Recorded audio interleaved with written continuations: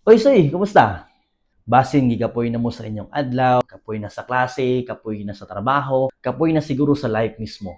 Pero tanaw, buhi pa ta and naa pa ta dere, and that's something worth fighting for. Di ba usahay mo ra gusto lang kita muundang sa tong kinabuhi kay wala man gyud improvement. Pero dahil sa kalibutan, sultihan ta mo mga soy. Dili na importante kung kusgan ka, kung bright ka pirmi, or kung naa kay mga connections bisag asa.